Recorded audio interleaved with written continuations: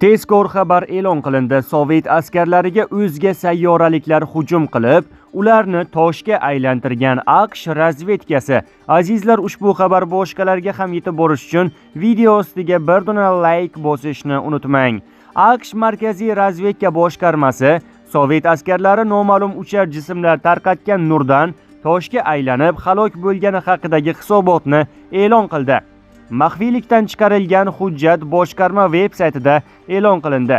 Xabarga ko'ra 1991-yilda Sovet ittifoqi parchalangani va Mixail Gorbachyov iste'foga chiqqandan keyin AQSh razvedkasi KGBning ko'plab materiallarini, jumladan Sibirdagi harbiy qismda noma'lum uchar jism hujumi haqidagi 250 sahifali faylni olgan. Faylda nafaqat hujjatli fotosuratlar va chizmalar, balki voqea guvohlarining ko'rsatmalari ham bo'lgan. Jumladan 1989-1990-yillarda Sovet harbiy obyektlaridan biri ustiga likopcha ko'rinishdagi noma'lum uchar jism paydo bo'lgan. Unga yer-havo sinfidagi raketa bilan zarba berilgan. Shundan so'ng obyekt yerga qulab tushgan. Undan go'yoki katta boshli va katta qora ko'zli 5 ta kichik gumanoid chiqqan.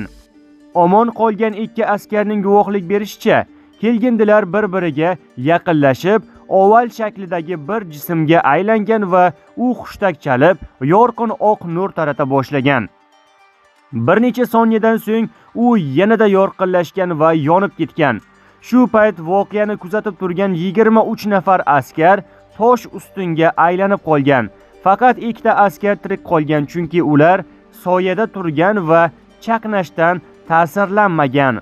Hisobotda ta'kidlanishicha, noma'lum uchar jism va tosh qotgan askarlar qoldiqlari Moskva yaqinidagi maxfiy ilmiy tadqiqot institutiga olib ketilgan.